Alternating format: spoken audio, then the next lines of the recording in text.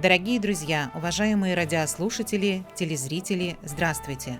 Вашему вниманию в прямом эфире программа «Якутск сегодня». У микрофона с вами я, редактор Вета Вишнякова.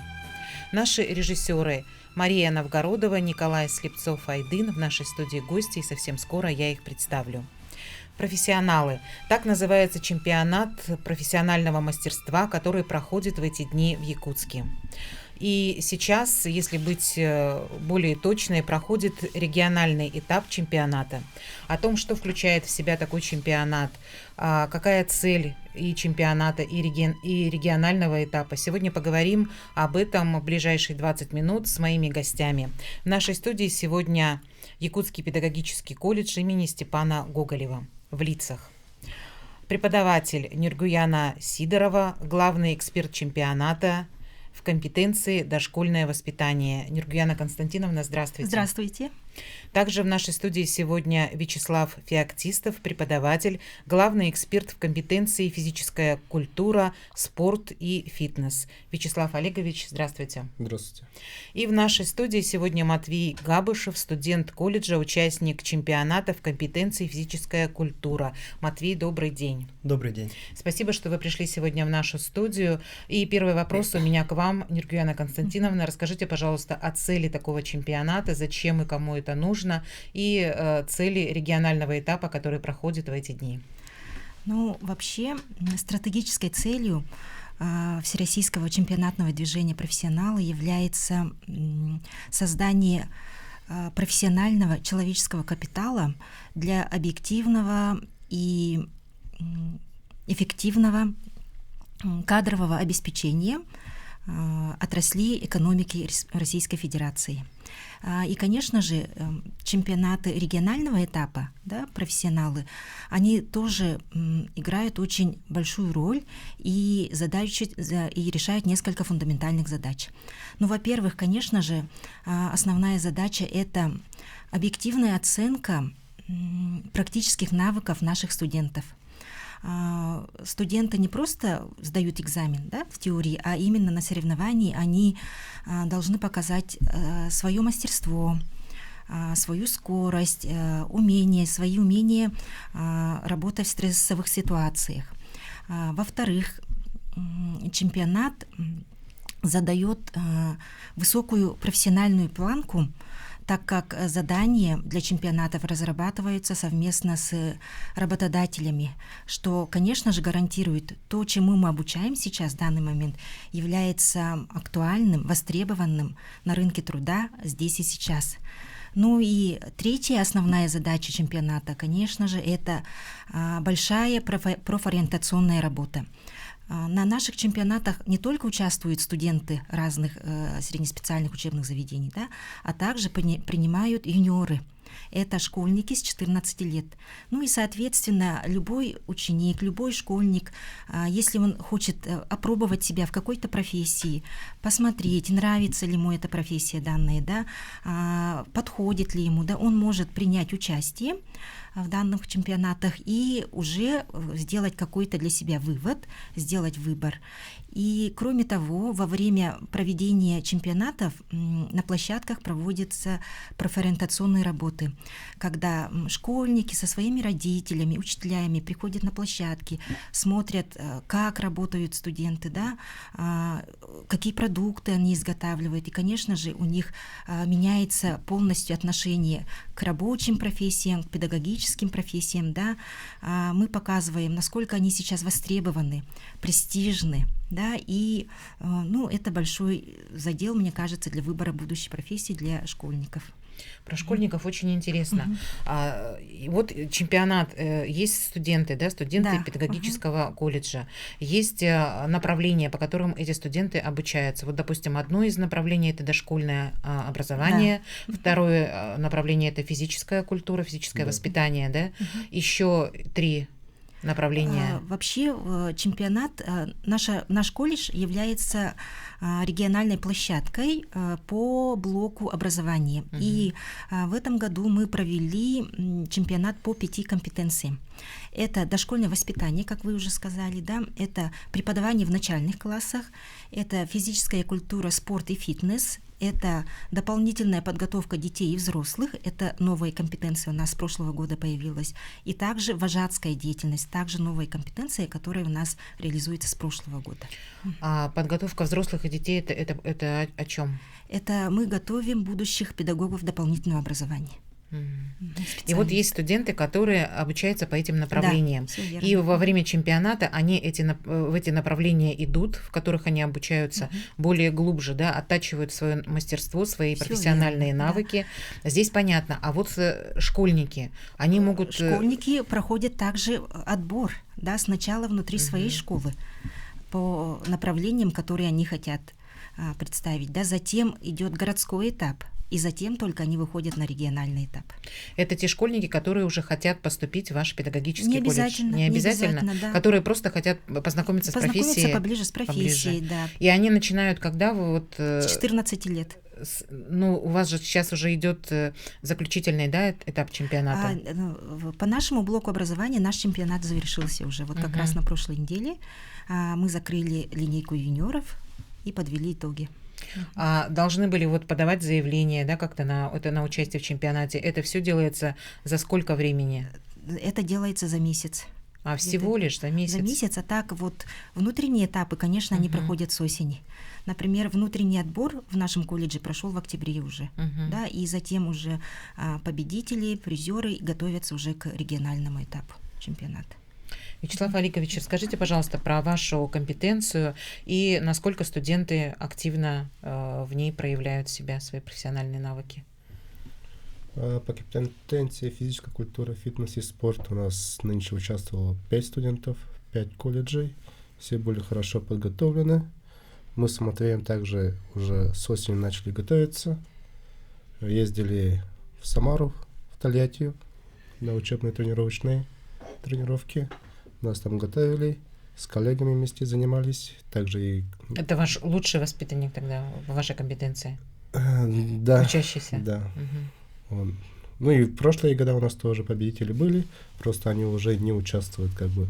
Прошлые победители, они уже не имеют права участвовать в нынешних, поэтому ежегодно постоянно новые участники у нас. Это хорошо также, потому что каждый год новые участники. Ну и сейчас с Матвеем будем готовиться дальше. Матвей, ну тогда, раз речь зашла о вас, расскажите, пожалуйста, что для вас вот такое участие в таком чемпионате, какой опыт вы уже приобрели и почему вы выбрали профессии вот, преподавания? Мне кажется, на сегодняшний день это не очень популярная, не очень престижная профессия, или я ошибаюсь? Ну, смотря как, для кого. Для меня это очень хорошая профессия, она мне нравится полностью. Быть учителем? Да. У меня прям мечта с детства была стать учителем. Надо же. Ну, то есть у меня компетенция как бы учителя физической культуры. Я еще могу быть тренером и фитнес-инструктором.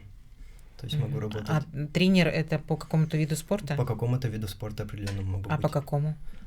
Допустим, сам я занимаюсь масс-рестлингом.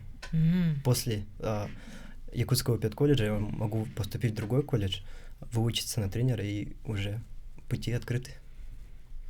А у вас именно такие планы? Да, ну, грубо говоря.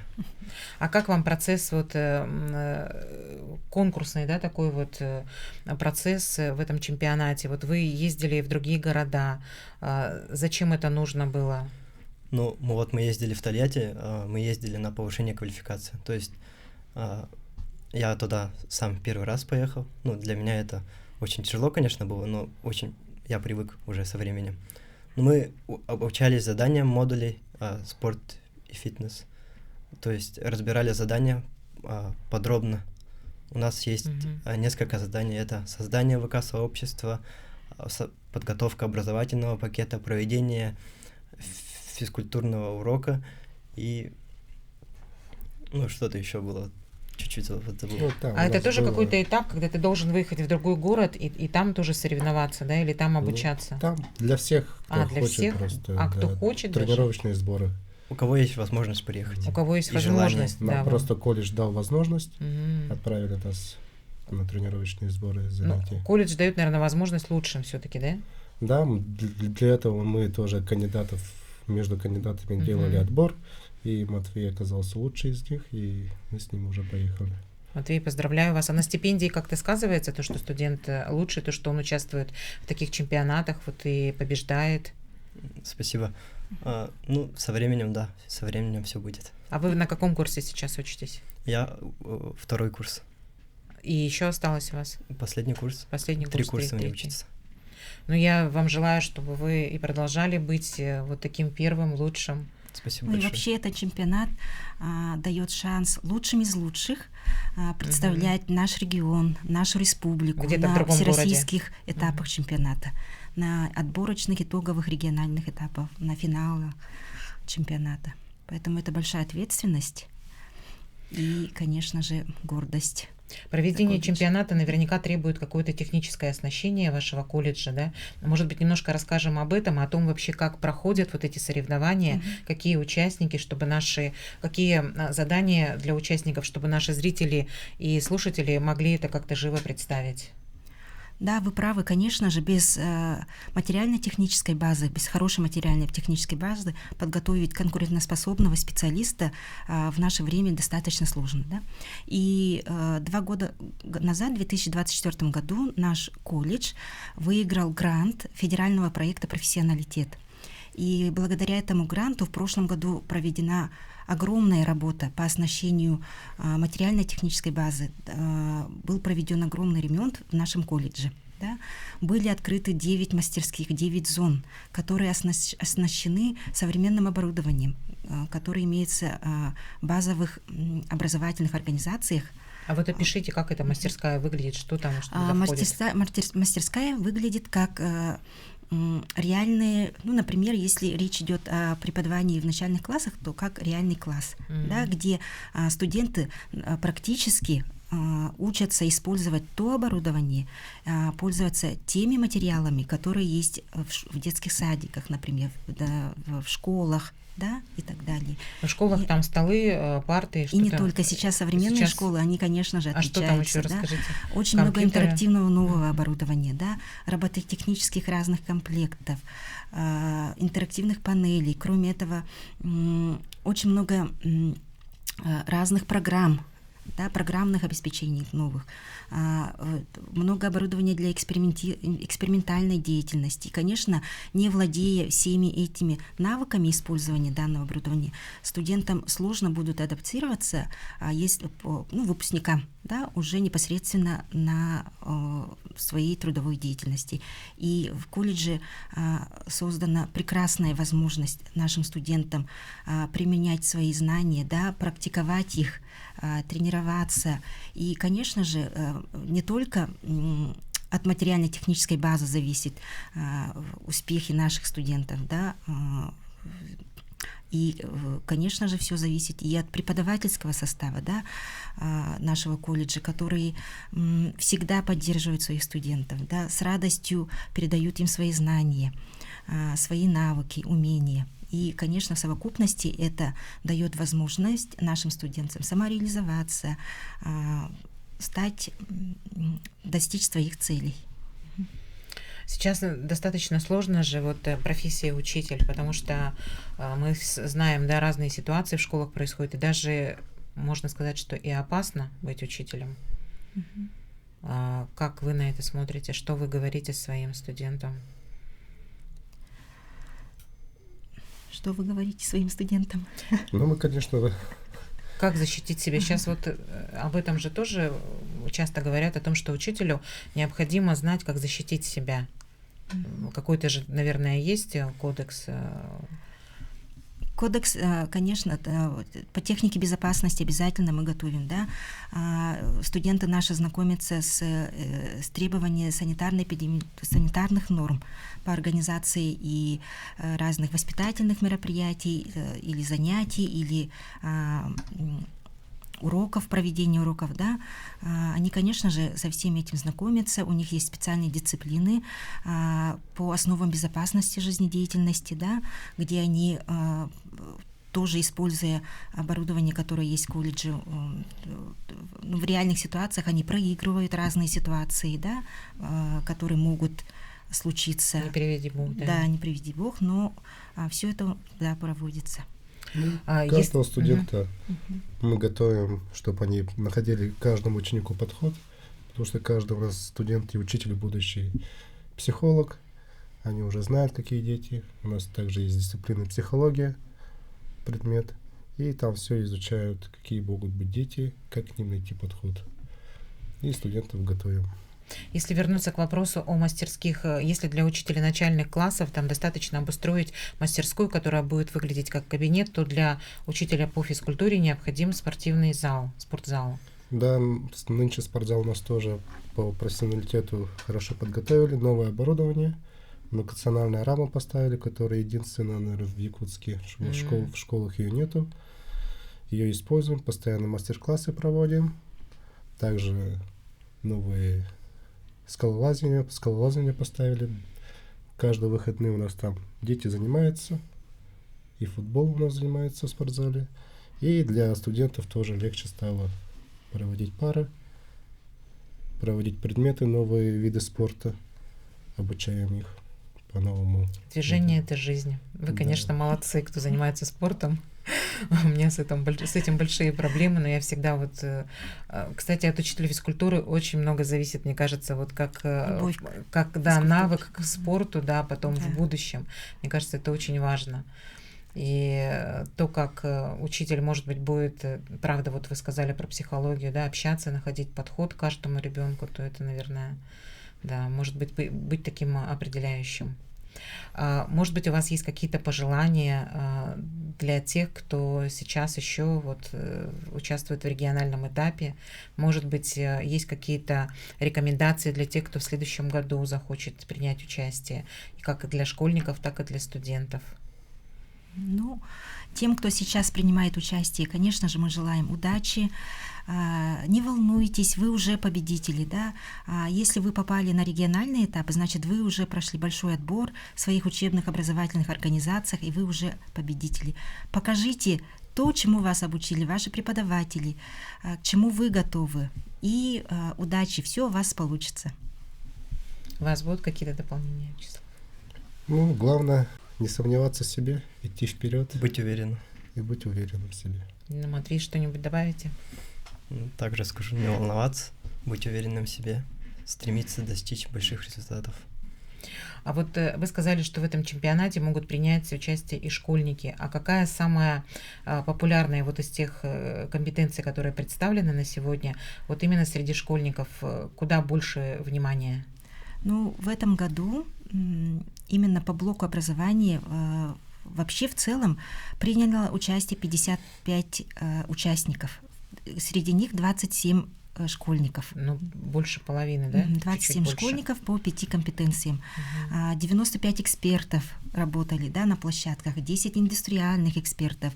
И самое большее количество участников было по компетенции дошкольное воспитание. 8 участников, школьников из разных районов нашей республики. Это ваша же компетенция? Это, да, и моя компетенция. А что вас порадовало вот из тех, кто в вашей компетенции пытался как-то проявить свои профессиональные качества или, наоборот, их наработать? Дети очень открытые. Да, они очень открыты к новому. Обрадовало то, что они не боятся, да, у них нет какого-то волнения, ну, такого зажима, да, ну, вот они пришли, задания были достаточно сложные, даже для студентов. А какое-нибудь одно, может быть? Им надо было разработать виртуальную экскурсию, да, за 3 часа. Это значит, у них должны быть ИКТ-компетенции, соответственно, на уровне, да, чтобы вот сходу им надо разработать виртуальную экскурсию, провести эту виртуальную экскурсию, затем создать дидактическую игру также на ИКТ-оборудовании, да. Ну, конечно, даже не каждый взрослый справится с такими заданиями, но детки молодцы, учителя, которые их подготовили, молодцы, да. И обрадовало то, что количество детей увеличивается, желание тех, кто хочет принять участие по нашим компетенциям. Тогда получается, что очень востребованная вот такая профессия, как воспитатель, да, в детском саду, это же дошкольное образование. Да, достаточно востребована. Она всегда, когда идет приемная кампания, очень много детей подают заявку на Пусть поступление. это останется популярным. Скоро вернемся, короткие 4 минуты. Оставайтесь. Спасибо. Дорогие друзья, мы снова в прямом эфире, мы продолжаем. В выставочном зале Национального художественного музея в эти дни проходит выставка. Выставка картин якутских художников-живописцев, графиков, скульпторов. Проект звучит как публичность. В рамках этого проекта представлены портреты Ильи Винокурова, автор этих картин Сергей Колесов, наш современник. О том, почему стоит прийти на такую выставку, посетить ее и увидеть картины, мы сегодня будем говорить с гостем нашей студии, методистом Национального художественного музея Республики Саха-Якутия Натальей Федоровой. Наталья, здравствуйте. Добрый день, Светлана. Можно я начну с обзора тех выставок, которые проходят в нашем главном здании Национального художественного музея на Кирова 9? Наталья, конечно, пожалуйста. Хотелось бы обратить внимание зрителей, слушателей на выставку, которая называется «Антирак. Поддержка выживших». И эта выставка непрофессиональных художников. Это совместный проект, он работает с 2018 года вместе с волонтерами, вместе с сотрудниками онкологического диспансера. Проект этот инициирован общественным деятелем Капитолиной Капитоновной Алексеевой. И главная задача этого проекта – помощь в улучшении психологического состояния, реабилитация для тех людей, которые перенесли серьезное заболевание. Хорошо, что вы сказали об этой выставке, вспомнили о ней или напомнили, потому что совсем недавно, 3 февраля, в нашей студии как раз-таки гостила Капитолина Капитоновна вместе со своими соратниками, с теми, кто столкнулся с этой болезнью, и с теми, кто помогает людям как-то найти выход из непростых, сложных ситуаций. Да, и сейчас эта замечательная выставка под названием «Вместе победим». Она представлена в Национальном художественном музее, она продлится до 10 марта на 2 этаже фойе нашего музея. Также есть интересная выставка «Визуальные метафоры. Художник и кино». Эта выставка рассказывает о деятельности художников кино, художник-постановщик, художник по костюмам. И здесь представлены 2 ярких автора, уже известных в нашей республике, которые давно работают в кинематографе. Это художник-постановщик Петр Бояркин и художник по костюмам Дарья Дмитриева. Удивительная профессия художников в кинематографии. Это те люди, которые воплощают режиссерское видение. Они погружают нас в атмосферу, создавая интерьеры какой-то той или иной эпохи. Они раскрывают характеры героев с помощью костюма. Они создают, по сути, визуальную часть всего фильма. В экспозиции представлены фотографии, и, конечно, костюмы, атрибуты из многих фильмов, которые, наверное, жители республики видели. Это «Черная маска», «Журавли над Ильменем», «Снайпер Саха», «Дивная пора», Тыгын-Дархан. Эта выставка продлится в художественном музее до 18 февраля. Еще одно интересное событие в Национальном художественном музее с таким романтичным названием «И снова лето после студеной зимы». Кто устал от нашей холодной студеной зимы, приглашаем вас в музей. Это выставка художницы-графика Марии Рахлеевой. И как женщину Марию Рахлееву всегда интересуют такие темы, как судьба женщины, жизнь женщины, девочка, девушка, мать, хранительница семейного очага. Конечно, художницу интересует природа Якутии. И все ее графические листы, они пронизаны такой лирикой, светлым мироощущением. Эта выставка работает в художественном музее до 22 февраля. Почитателей и любителей классики, наверное, заинтересует выставка «Эволюция образа Толстого в изобразительном искусстве от Ге до Гинзбурга». Здесь представлены 13 художников, скульпторов из собрания Государственного музея Льва Толстого. Вот что удивительно, Художники, которые писали портреты Льва Николаевича Толстого, были же разные люди по образованию, по общественному положению, по взглядам на жизнь. Но художники не только писали Толстого, они с ним беседовали, и некоторые из них становились друзьями его. Ну а в выставочном зале Национального художественного музея на Кирова, 12 сейчас идет выставка «Публичность» с говорящим названием. На этой выставке представлены портреты. Это художники-графики, художники-скульпторы, художники-живописцы. Есть работы молодых художников, а есть работы признанных классиков. Здесь работы из собрания художественного музея, а также авторские работы представлены. Ну, авторская интерпретация – это ведь не документальный фильм, не фиксация. Это такой субъективный взгляд художника на человека, поэтому он отбирает какие-то черты, делает акценты. Колористическое решение у каждого свое, композиционное. В общем, достаточно интересная выставка. И хочется остановиться на работе художника Колесова Сергея Николаевича. Он родом из Намцев, большой патриот своей намской земли, преподаватель Намского педагогического колледжа. Очень много энергии и сил он отдает педагогической деятельности, постоянно проводит различные мероприятия, конкурсы для талантливых детей. Он член Союза художников Российской Федерации, член Союза художников Якутии. В общем, без него в Намцах ни одно крупное мероприятие вот в сфере художественного образования не проходит.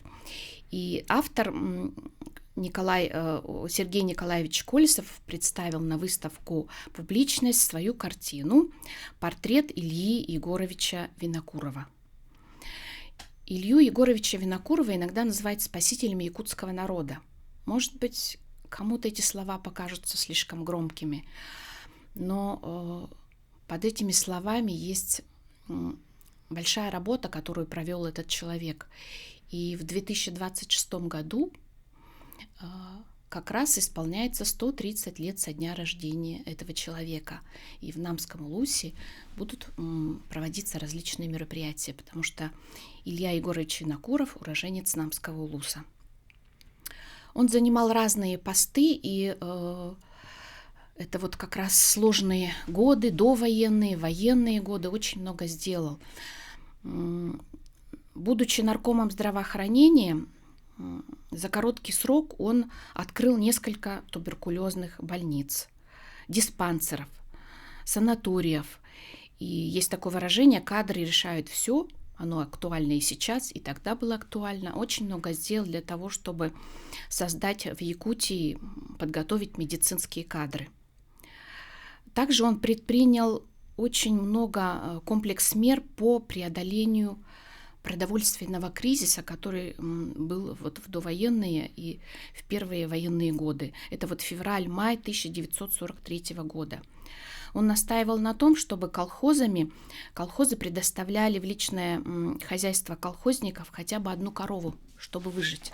Потому что мы все знаем, что 1939 год – это был год неурожайный, и колхозники, конечно, от этого пострадали. Затем он настаивал на том, чтобы списывались долги с колхозников и с колхозов. Он настаивал на том, чтобы были увеличены лимиты муки. Он предлагал летом колхозникам предоставлять кобыл для того, чтобы люди могли изготавливать кумыс. Вот. И также он создавал резервные фонды для остро нуждающихся, организовывал горячее питание. Он помогал переселенцам и возвращению чурапчинцев на родину. Спасал людей от голодной смерти. И в сфере культуры он тоже сделал немало. Он выступил в защиту культурного наследия якутского народа. Это в защиту писателей Кулаковского, Сафронова, Неустроева. И в 1946 году он первым выдвинул идею создать университет в Якутии. Мы сейчас все прекрасно знаем наш университет, он до сих пор работает, выпускает большое количество выпускников, кадров, которые работают на благо республики. При нем расширилась сеть школ, детских домов и укреплялась научная база республики. Ну и для промышленности он тоже сделал немало. Была создана рыбная промышленность, введены в строй 27 новых промышленных предприятий, а также начаты масштабные геолого-разведочные работы. Вот именно его настойчивость, она привела к открытию крупнейших месторождений: уголь, железная руда, нефть, газ. Это то, что определило экономическое будущее Якутии на десятилетия вперед. Ну вот тоталитарный режим, конечно, был беспощаден к людям таким. И, к сожалению, вот в 1952 году он был снят с должности первого секретаря, но был реабилитирован посмертно в 1962 году. Но все-таки прогрессивное, скажем, человечество не забывает о том, что он очень много сделал для якутского народа вот в эти сложные предвоенные и военные годы. И еще раз хочу сказать, что в 2026 году исполняется 130 лет со дня рождения Ильи Егоровича Винокурова, уроженца Намского Улуса. Портрет которого можно увидеть в эти дни, посетив выставку в выставочном зале Национального художественного музея, которая находится по адресу Кирова, 12. Сергей Колесов, автор этой картины, он представил одну работу, да, выходит? Нет, на выставке представлены две его работы. Вот, это портреты. Портрет Ильи Егоровича Винокурова, видимо, был сделан на основе фотографии, поэтому он изображен вот в том же ракурсе, в той же одежде. Он там молодой, очень красивый. Ну, фон картины, нельзя сказать, что это парадный портрет, потому что парадный портрет — это как бы презентация человека. Скорее всего, это вот камерный портрет, может быть, или психологический, потому что в камерном портрете фон обычно художники выбирают нейтральный, это не интерьер, не пейзаж, чтобы обратить внимание зрителя на лицо человека, на его душевное состояние. Вот такие замечательные работы у нас. И вы сделали именно на этой работе акцент к сегодняшнему эфиру, и именно на этом художнике. И я знаю, что вы за кадром, вы общаетесь с Сергеем Колесовым, вы с ним как с автором картины созванивались. Как он относится к выставке, кого он ждет, может быть, кого вы ждете, кого вы приглашаете, кому будет интересна эта выставка и его работы в том числе? Ну, Сергей Николаевич сам очень скромный человек, он очень много времени у него занимает педагогическая деятельность, поэтому в Якутске он очень часто не бывает, но мы всегда его ждем на открытии выставок, на мероприятиях, которые у нас проходят, вот на выставке «Публичность». У нас есть такая вот программа, публичная программа называется, и там мы проводим различные мастер-классы, встречи с художниками, с журналистами, с героями картин. Вот. Ну, пока Сергей Николаевич не смог посетить эту нашу выставку, но я думаю, эти картины будут потом еще где-то экспонироваться, и он обязательно приедет и посмотрит. А на выставку мы ждем людей разного поколения, и молодежь, и школьников, и людей зрелого возраста. Я думаю, эта выставка будет интересна всем, потому что ведь там представлены люди из разных областей. Это политики, это люди искусства, артисты, поэты, музыканты, писатели. И каждый зритель, наверное, что-то для себя интересное откроет и увидит. Вы гид выставочного зала. Вы проводите вот такие вот экскурсии, да? Да. Мне кажется, когда ты приходишь в музей, вот важно не только посмотреть, да, но еще и какую-то информацию получить о художнике. Ну, хорошо, если кто-то заранее это сделает, да, и заранее посмотрит, но если ты, допустим, особо и не готов к тому, какие будут произведения представлены на выставке, то участие гида в твоей экскурсии, оно неоценимо, оно бесценно. Насколько это реально прийти и вот познакомиться с работами с помощью гида? Ну, экскурсоводы всегда наготове, Всегда всегда наготове. ждут посетителей, и всегда у нас есть экскурсия. Но это нужна, наверное, все-таки группа людей, не один человек. В принципе, мы всегда рады кому-то рассказать экскурсию. Если хочет один человек послушать, почему бы не рассказать ему? Нам всегда это приятно. Ну, а если это большая группа школьников или студентов, мы больше рады. Поэтому приходите к нам, мы вам расскажем экскурсию. Может быть, вы что-то для себя новое откроете в неизвестном художнике или в какой-то неизвестной картине, может быть, в жанрах каких-то. Можно еще раз напомнить, что выставочный зал Национального художественного музея находится по адресу Кирова, 12. Выставка работает с 10 до 6, а она продлится до 13 февраля. И можно напомнить еще о тех выставках, о которых вы сказали в самом начале нашего эфира. Они продлятся чуть дольше. Да, вот в феврале очень много интересных выставок в главном здании нашем на Кирова, 9. Выставка «Визуальные метафоры. Художники кино», она продлится до 18 февраля. Выставка «Вместе победим», она идет до 10 марта. И снова лето после студеной зимы. Эта выставка продлится до 22 февраля. Ну а выставка, посвященная Толстому, она ждет посетителей до 22 апреля. Я бы очень на лето хотела пойти, а вам какая выставка больше из тех, которые вы посетили, нравится? Ну, во-первых, хочу сказать, что мне очень понравилась выставка «Публичность», потому что это вот основное мое место работы.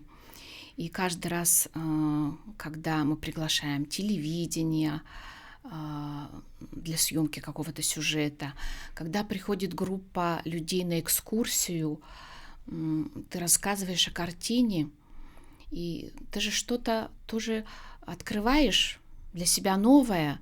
Иногда какие-то наводящие вопросы экскурсантов что-то могут такое интересное, какой-то толчок дать для того, чтобы искать какую-то новую информацию.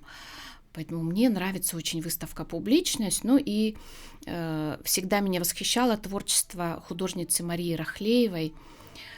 Ее работы, они очень такие изящные, тонкие, ну, поистине женские. Хотя работа художника-графика вообще чисто технически, она достаточно сложная. Вот сегодня я вас послушала, и мне тоже захотелось на эту выставку попасть. Ну а для тех, кто хочет посетить выставку «Публичность», приходите на Кирова, 12 и познакомьтесь с Натальей Федоровой. Спасибо, всем спасибо за внимание, хорошего вечера.